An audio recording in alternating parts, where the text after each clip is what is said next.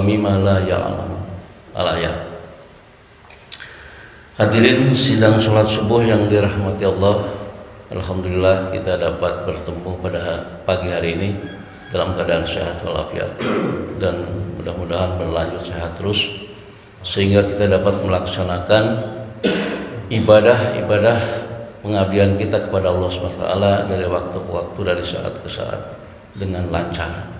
Karena rata-rata di antara kita adalah untuk meraih husnul khotimah, akhir hidup yang baik, sehingga kita ikhlaskan diri kita untuk berada di majelis ilmu gitu. Mau mengerti mau tidak, duduknya juga dapat pahala gitu.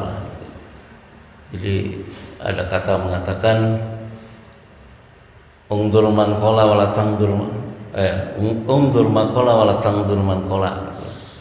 Jadi marilah kita bersama-sama untuk mengingat sesuatu yang perlu kita ingatkan terus-menerus gitu, sehingga kita dapat memahami secara paripurna. Allah berfirman dalam Al-Quran surat Yasin surat ke-36 ya, surat 36 ayat 36. Subhanalladzi khalaqal azwaja kullaha mimma tumbitul ardu wa min anfusihim wa mimma la ya'lamun. Subhanallah, subhanalladzi, maha suci Allah yang telah menciptakan azwaja, berpasang-pasangan, mimma tumbitul ardu, apa-apa yang ditumbuhkan oleh bumi, wa min anfusihim, dan dari diri mereka, wa mimma la ya'lamun, dan dari apa-apa yang tidak diketahui oleh kita. Jadi ternyata Allah menciptakan sesuatu itu di dalam alam ini, baik di bumi ataupun di langit, yang berkaitan dengan makhluk zahir, maka di situ ada sesuatu yang berpasangan. Ada laki-laki, ada perempuan, ada malam, ada siang, ada sedih, ada suka, kan gitu. Dan seluruhnya sampai ke tumbuh-tumbuhan gitu. Kalau saya lihat di daerah Manonjaya atau di Jogja itu ada perkebunan salak. Itu salaknya tuh enak, manis gitu ya. Nah itu ternyata salak itu ditumbuhkan oleh Allah dengan cara tadi, berkaitan dengan ayat tadi. Jadi yang punya kebun itu mengawinkan gitu ya. Jadi satu kelompok bunga gitu ya dengan bunga lain, tepung sarinya itu ditepukan ke sana. Yang ini pun sama ke pohon yang lain, maka tumbuhlah persemaian di sana, terjadi perkawinan antara putik dengan benang sari dan jadilah bunga dan tumbuh. Atau pada zaman Rasulullah atau sampai sekarang kebun kurma juga sama gitu. Jadi untuk menghasilkan kurma yang baik itu ada proses perkawinan antara benang sari dengan putik gitu, dari satu pohon dan pohon yang lain. Sehingga pada suatu saat pernah Nabi memberi saran kepada seorang petani yang berpengalaman. Hai fulan, kalau menanam kurma itu harus begini, kata Nabi. Tapi petani ini kan lebih berpengalaman daripada Nabi, mungkin usianya lebih tua daripada Nabi. Maaf ya Rasulullah, masalah mengembangkan atau pertanian kurma itu saya lebih berpengalaman, karena saya sudah sekian lama untuk melakukan hal seperti ini dan hasilnya bagus. Nah akhirnya dengan jujur orang itu mengatakan seperti itu kepada Nabi. Akhirnya Nabi merenung dan menjelaskan, antum alamu fi umuri dunyakum. Oh kamu urusan duniamu lebih tahu, tapi masalah agama ikutilah aku. Jadi sekelas Nabi itu masih bisa artinya bukan ditolak ya, tapi dijelaskan gitu. Sesuatu Nabi tidak tahu gitu, secara manusiawinya gitu, bahwa, dan itu juga hikmah, merupakan suatu hikmah bahwa seseorang yang dianggap oleh orang lain orang yang serba tahu umpamanya gitu ya, dalam tanda kutip, suatu saat dia keliru, harus mau diingatkan gitu bahwa ini salah gitu. Ini jangan. Karena ada dalil yang menguatkan gitu. Nah itu.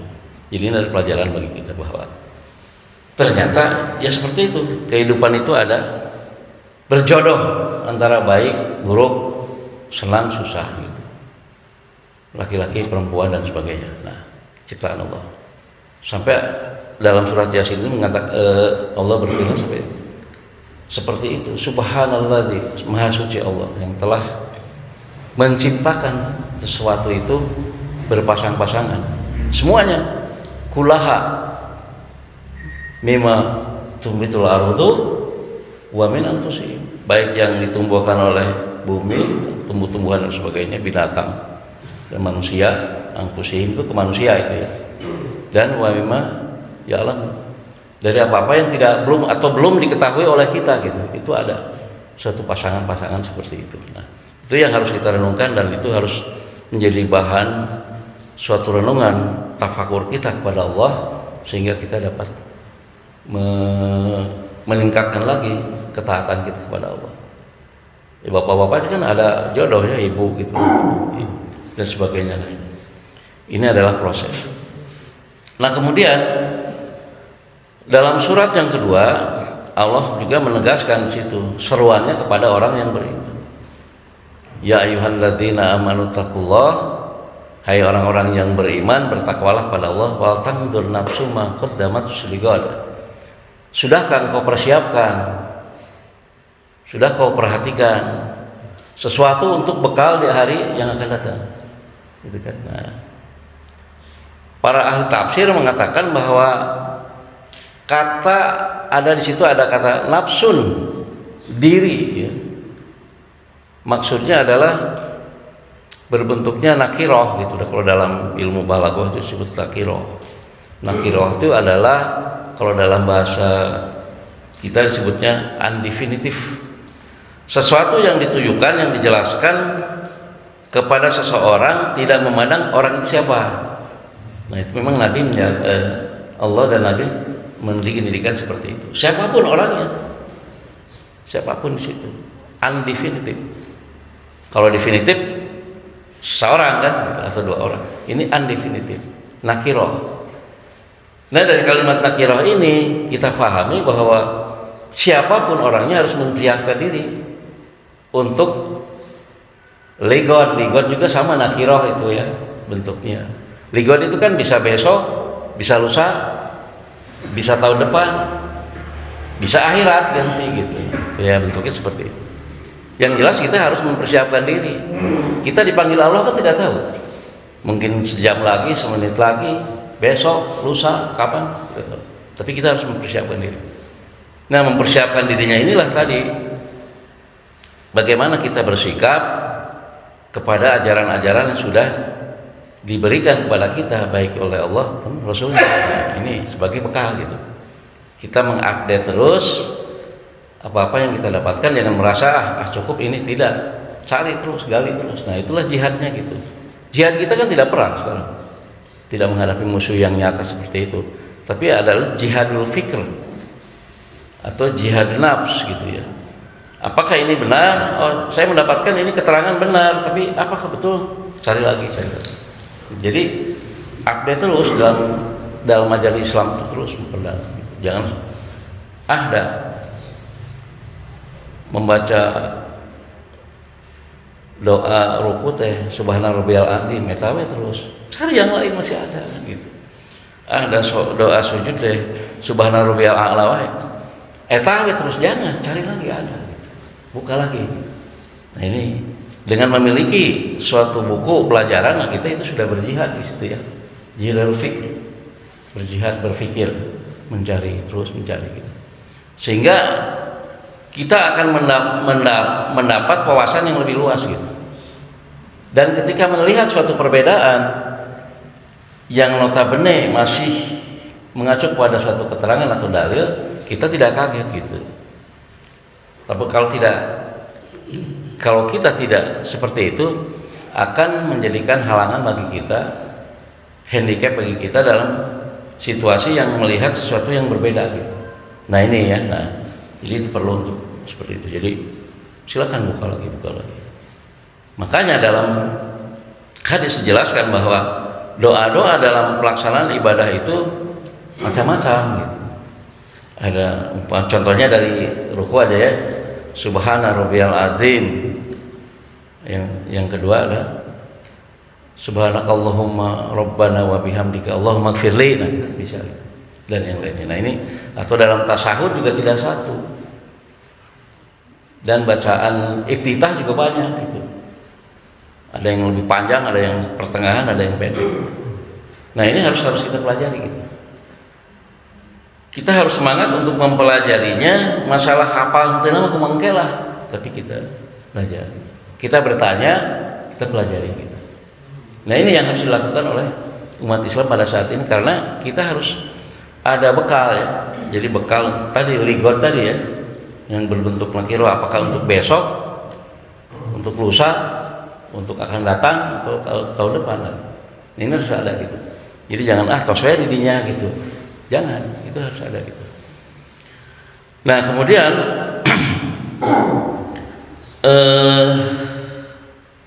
manusia itu ada dua kondisi ketika kita akan menghadap Allah atau sebelum menghadap Allah, pra dan pasca gitu. Ada disebut, ada manusia satu kelompok yang disebut husnul bidayah. Husnul bidayah, budak teh ti leuletik soleh, nurut ka kolot, taraman tangul, rajin belajar, rajin ibadah, pelajaran umum pun dia luar biasa, prestasinya bagus, akhlaknya bagus itu anak. Itu disebut husnul bidayah. Tapi ketika dia memasuki jalan kehidupan, disitulah handicap, rintangan, godaan menggoda dia, sehingga ketika dia mencapai kedewasaan terjebak dia di sana, terjebak sesuatu yang dilarang oleh agama, apapun jenisnya, bentuknya, perilakunya, dan dia tidak sempat taubat. Kemudian Allah memanggilnya, sehingga dia menjadi su'ul khatimah. Karena penilaian Allah pada seseorang itu atau setiap manusia itu adalah akhirnya. Nah ini ada kasus yang seperti itu. Lagi anak masih tadi husnul bidayah, tapi diakhiri dengan su'ul khatimah. Yang kedua, ini anak husnul bidayah, dari kecil rajin, kayung yunnya berarti karasepeun gitu. Tapi setelah dia memasuki masa kedewasaannya, dia juga bagus, tetap konsisten, istiqomah, kebaikan, kebenaran, kepintarannya dan kemuliaannya itu terus berjalan, sehingga dipanggil oleh Allah, maka dia menjadi husnul khotimah. Itu kelompok yang kedua. Kelompok yang ketiga adalah masa hidupnya itu su'ul bidayah, tukang bobok, tukang karok, mabok, kasbelen, jahat, berlaku aniaya kepada orang lain. Wah, pokoknya ini manusia dianggap manusia sampah aja. Tapi aneh, dalam perjalanan hidupnya itu dia hijrah, mendapat hidayah, hijrah dan mencari hidayah, sehingga dia menjelang kematiannya itu menjadi orang yang soleh 180 derajat, menjadi orang yang memahami agama. Maka dia ketika mati menjadi husnul khatimah. Nah, itu jadi dari su'ul bidayah menjadi husnul khatimah. Ada lagi orang baik, ya, orang baik.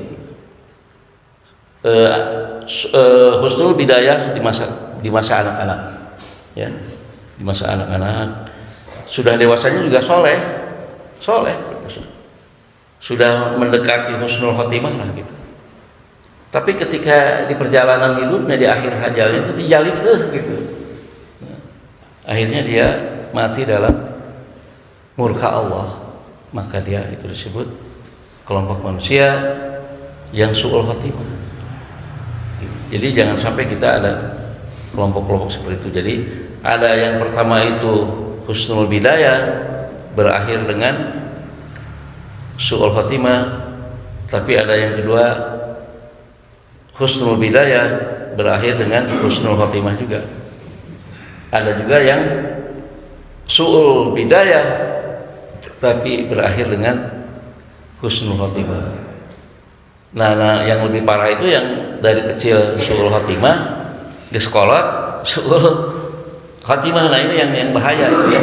Jadi eta mah kumaha manusia teh. Dari kecil kita sebelen, ngalawan kakolot, diajar teu daek, bikin kerusakan, bikin kerusuhan. Menjelang dewasa dianggar gitu terubah gitu. Ketika dia meninggal tetap dalam keadaan su'ul khatimah. Ini yang harus kita cermati dan kita waspadai, karena tadi Allah dengan takdirnya menciptakan dua hal yang berbeda gitu. Baik buruk. Ada suatu cerita hikmah begini. Ada seseorang ingin mendapatkan suatu madu, ya, sarang madu. Dia ingin mendapatkan madu itu dengan mudah. Tetapi ketika dia akan mengambil madu itu, dalam kinayah itu diceritakan bahwa dia harus memegang melalui seutas tali gitu, seutas tali, karena si madu itu sudah makin lama makin menetes gitu. Makin menetes, makin menggoda ya, untuk kita ingin meraihnya gitu. Tapi dalam meraihnya itu bisa berhasil, bisa tidak. Tadi dua ya, jodoh tadi itu. Bisa berhasil, bisa gagal. Nah, digambarkan seperti itu. Di dalam gambaran ini tidak dijelaskan tentang hasil tidaknya, tapi menggambarkan suatu kenyataan. Orang itu harus melalui tali yang akan mencapai tadi. Apakah dia bisa mencapai mendapatkan madu yang bagus, atau dia hanya setetes dari atas yang dia terima dan harapannya besar untuk mendapatkannya. Padahal dalam tali itu ada dua ekor tikus, yang satu warna hitam, yang satu warna putih. Tikus teh selalu berlomba menggigit tali itu. Tali itu digigit terus. Suatu saat tali ini akan putus dengan gigitan itu. Apakah tali yang dipegang itu ketika putus dia sudah mencapai kepada tujuannya, mendapatkan madu, atau dia gagal, jatuh ke jurang? Digambarkan oleh ahli hikmah bahwa madu itu adalah kehidupan dunia yang selalu dikejar-kejar oleh setiap orang, setiap manusia. Semua orang mendapatkan, tapi ada yang hanya segera tetesan yang sedikit atau banyak dirasakan kenikmatan dunia, sehingga dia ingin meraih yang lebih banyak. Tapi ada juga orang yang bisa mencapai kenikmatan dunia tadi dengan mudah, digambarkan seperti itu. Tetapi dia ingat bahwa tali yang dia pegang itu, tali di situ digambarkan adalah suatu masa ya, suatu waktu yang harus dilalui. Selalu digigit oleh dua ekor tikus. Tikus putih menggambarkan adalah siang hari, tikus hitam menggambarkan malam hari. Nah, perjalanan hidup kita itu seperti itu, digerogoti oleh siang dan malam. Sedangkan kita ada keinginan, nafsu kita ingin meraih madu tadi ya. Daerah mah satetes kan gitu. Gajihan ya kan. Nah, itu seperti gambarannya itu.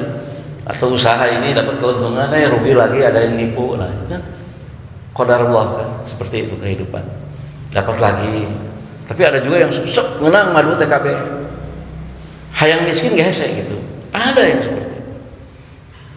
Yang jadi renungan kita adalah dalam kehidupan ini jangan sekedar mencari keuntungan dunia yang besar, bahkan akhirat yang besar juga tidak bisa gitu. Ada keseimbangan di situ. Abdurrahman bin Auf, seorang sahabat Nabi yang unik, yang eksentrik gitu ya. Dia kaya raya gitu. Ketika penduduk Madinah gagal panen korma, busuk, buruk kabeh korma. Kasihan dia, merasa iba melihat yang sudah merawat korma sekian lama gagal panen. Dia beli kurma itu sampai bergudang-gudang. Sahabat yang lain bertanya, wahai Abdurrahman, apa yang kau lakukan? Aneh, buat apa kurma itu kau beli? Saya hanya ingin menghibur mereka saja. Mereka sudah demikian lama menanam kurma, mengurus kurma, tapi qadarullah, Allah menentukan bahwa hasilnya yang sekian hektar itu gagal. Ya sudah, saya hibur mereka. Saya beli dengan harga kurma normal. Sampai sahabat lain kaget gitu ya. Wah, udah simpan aja. Sekian 3 bulanan lah, kira-kira 3 bulan berlangsung, ada kabar dari Yaman. Sahabat yang berdagang ke Yaman, ada kabar gembira, siapa saudaraku yang punya kurma busuk akan dibeli dengan harga 10 kali kurma normal. Untuk apa?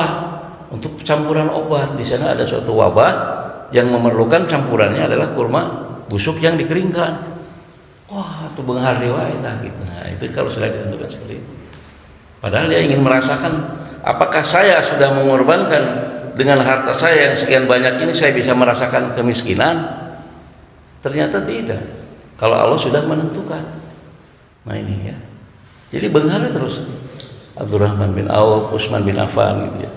Bahkan konon Utsman bin Affan ini hartanya sampai sekarang masih ada.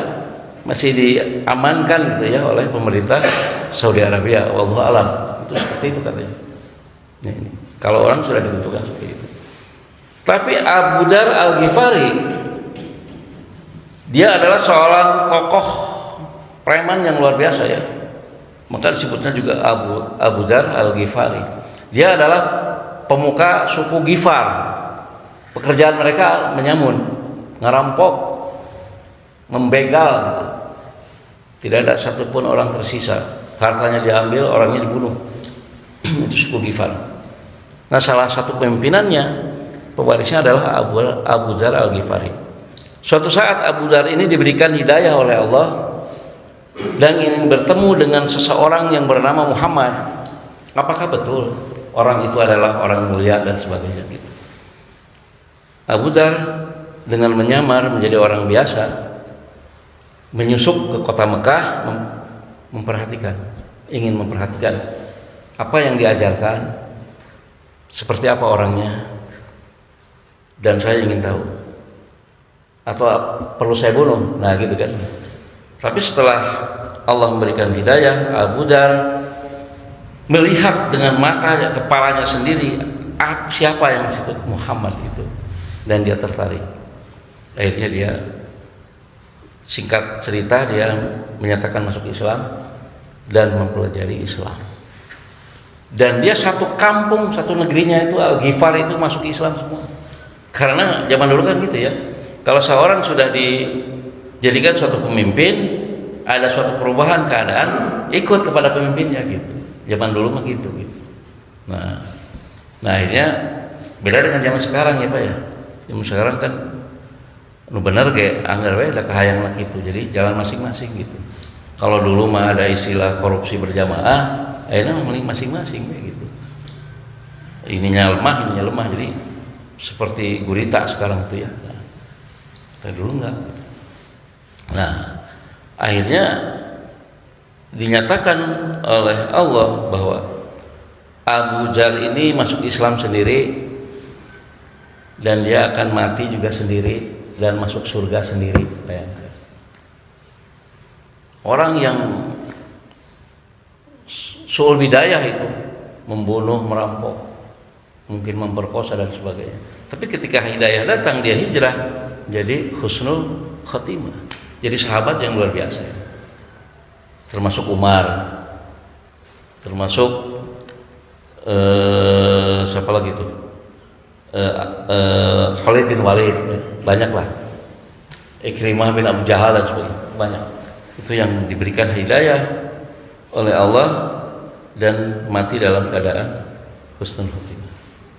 Tapi ada juga orang-orang tertentu sahabat itu hanya tidak disebutkan dalam kisah itu, hanya kalau Bapak dilihat dari kitab yang dikarang oleh, yang ditulis oleh Ibnu Katsir, Imam Ibnu Katsir, ada yang disebut, tapi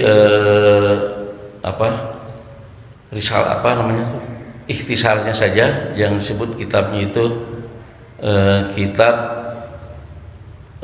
Al-Bidayah, kitab Al-Bidayah disebutkan di situ, singkat, secara singkat, tapi cukup untuk dipelajari itu. Karena kalau kitab aslinya itu berapa volume ya banyak, tapi ada yang satu buku ikhtisarnya. Nah, di situ diceritakan bahwa ada seorang sahabat yang setia kepada Rasulullah, berjuang dalam menegakkan Islam, tapi mati sia-sia, suul khotimah. Apa alasannya? Ketika dia berperang melawan musuh, terkena anak panah.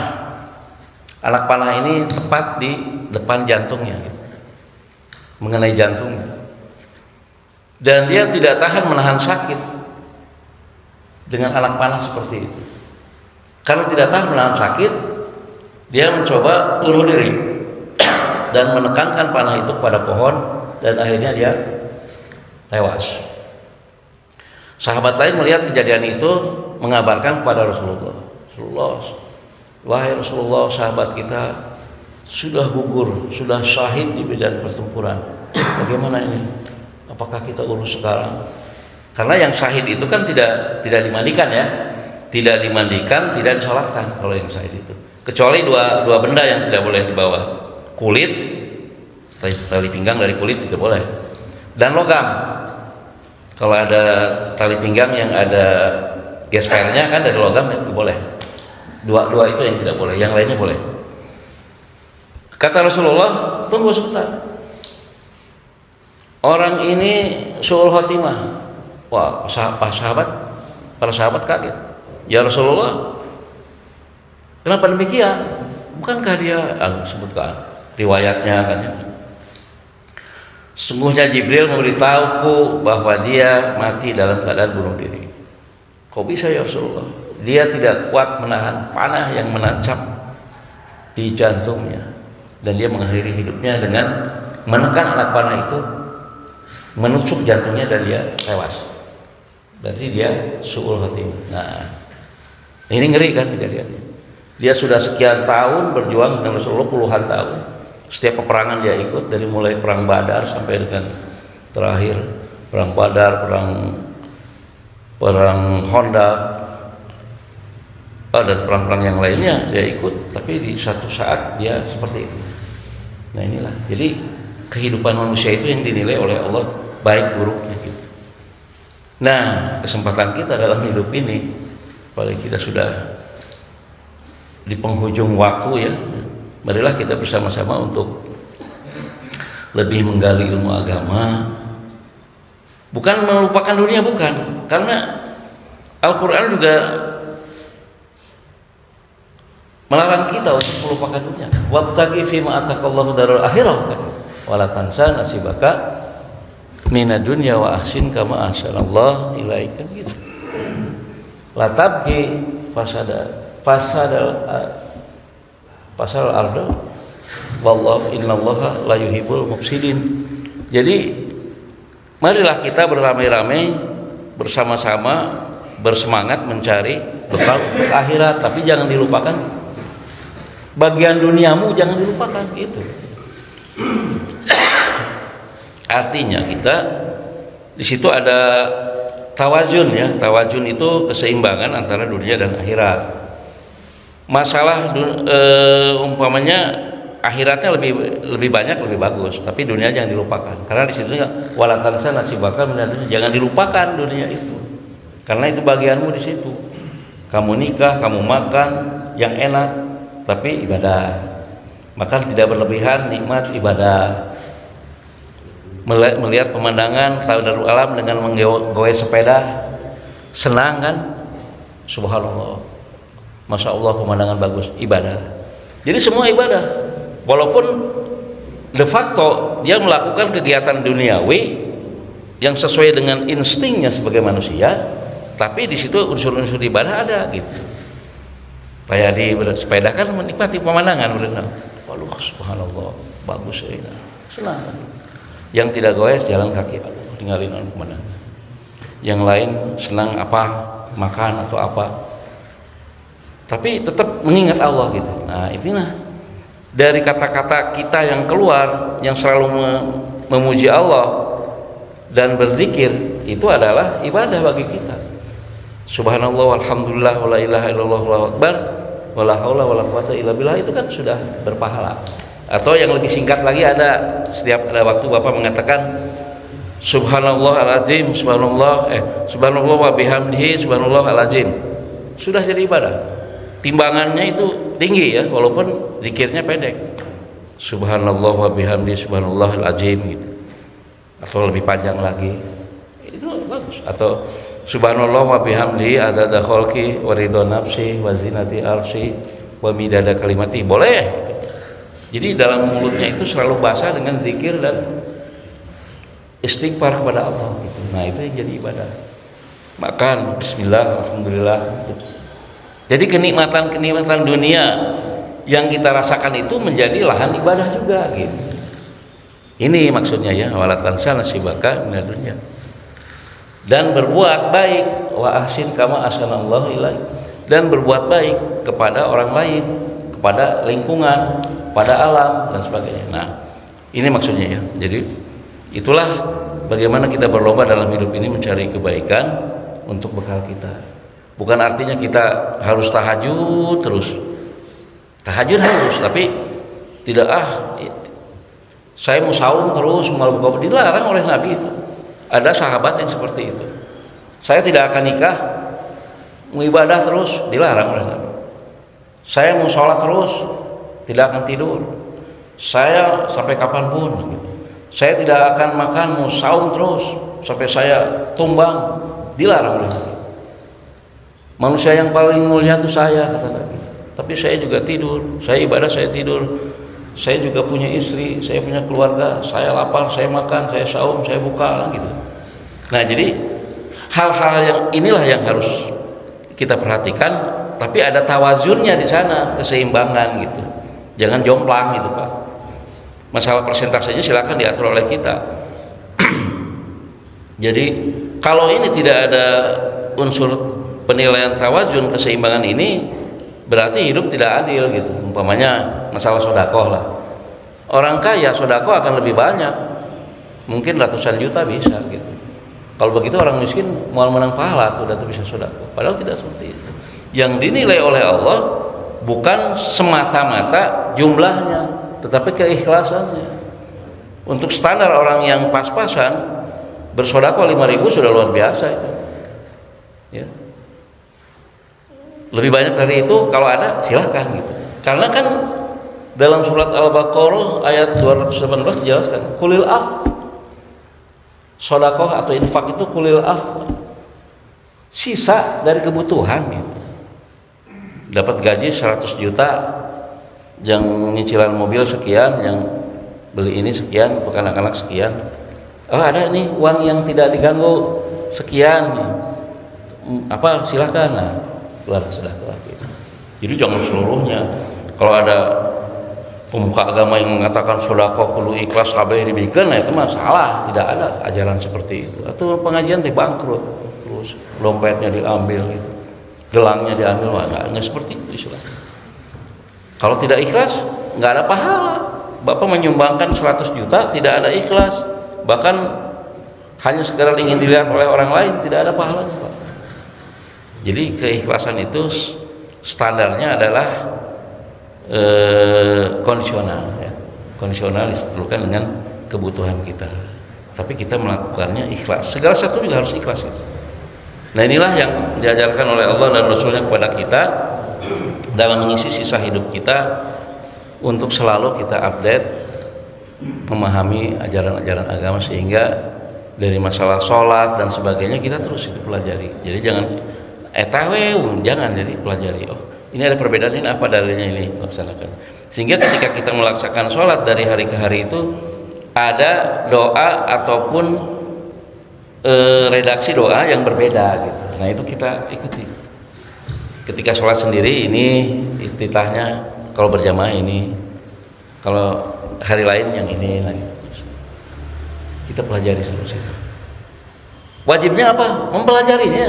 Masalah hafal nama itu malah kumangket, tapi pelajari. Al-Quran dibaca terus kan, satu huruf satu kebaikan. Di bulan Ramadan nanti satu huruf kebaikannya ditingkatkan jadi 10 kebaikan. Baca.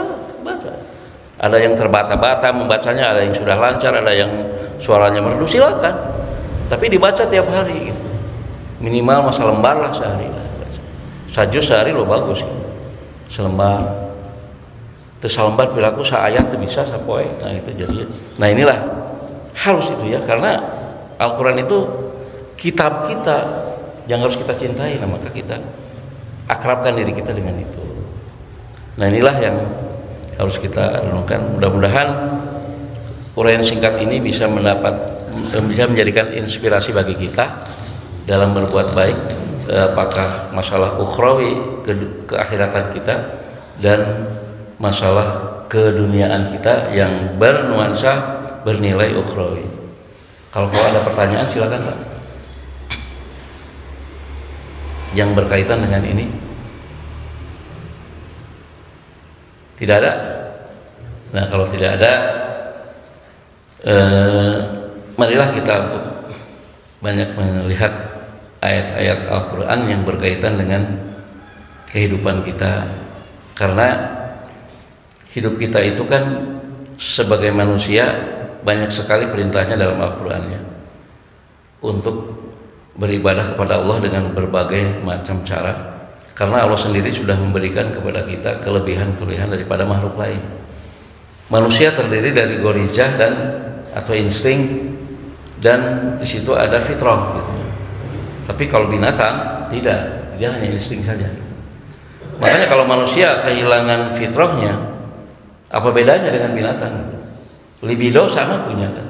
Rasa lapar punya, rasa berkelompok ada binatang itu kan. Gajah dengan gajah, singa dengan singa, ada itu.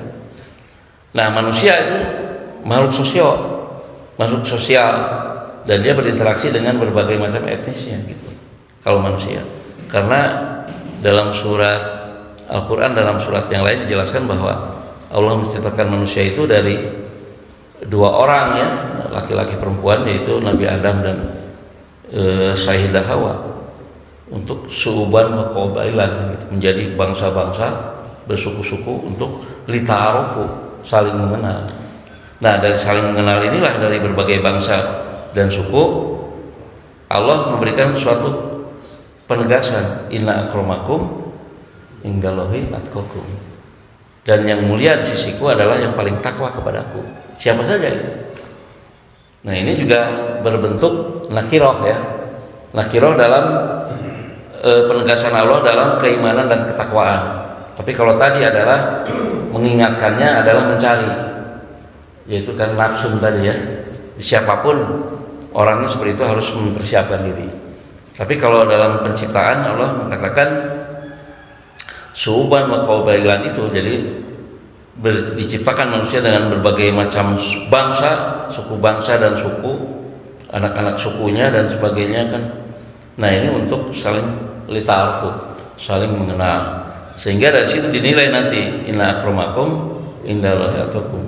Bisa jadi anaknya soleh, bapaknya soleh, juga ada juga yang tidak solehnya kan ada. Nah tujuan kita apa? Membina ini. Jadi ada lahan. Da amun soleh kabeh mah naon diajarkan kan gitu. Nah Allah kan tidak seperti itu, tapi ada hal-hal. Nabi Nuh mempunyai anak, salah satunya ada kan yang menjadi bahan dakwah beliau. Kan'an itu kan tidak nurut. Kalau Yafid, Ham, Syam itu kan justru itu yang menurunkan bangsa-bangsa kan gitu. Bangsa yang berkulit hitam, yang berkulit putih dan sawo matang gitu kan. Dari 3 anak itu. Tapi Kan'an ditenggelamkan karena dia menentang Allah gitu. Dan yang lain-lainnya. Nah ini adalah suatu ibrah, suatu pelajaran bagi kita bahwa itulah kehidupan dari masa ke masa akan terus berulang. Tapi kita dalam koridor yang tadi dikatakan, ya ayyuhalladzina amanu taqullah, hai orang-orang yang beriman, kita tetap bertakwa kepada Allah. ujungnya adalah waltan dur nafsu maqaddamat sugat, untuk mempersiapkan diri ketika kita mengharapkan hari esok. Esoknya tadi nanti rohnya bisa besok, bisa nanti lusa atau akhirat. Atau yang satu lagi, selalu ayat itu berulang, ya ayyuhalladzina taqullaha haqqa tuqatih wa la tamutunna illa wa antum muslimun. Hai orang yang beriman, bertakwalah kepada Allah dengan sebenar-benar takwa, janganlah kamu mati kecuali dalam keadaan Islam atau bersyahadat. Nah, ini adalah ayat-ayat renungan yang terus harus kita dalami sehingga kita dapat melaksanakan ibadah ini dengan benar sesuai yang kita baca Al-Quran dan hadis semampu kita, dan kita selalu berdiskusi dengan kawan-kawan untuk menentukan, oh ini yang benar, ini yang benar. Mudah-mudahan itu menjadi manfaat bagi kita sekalian. Itu saja yang dapat disampaikan, mudah-mudahan manfaat. Aku qouli hadza wa astaghfirullah li wa lakum, al-afu minkum, wassalamualaikum warahmatullahi wabarakatuh.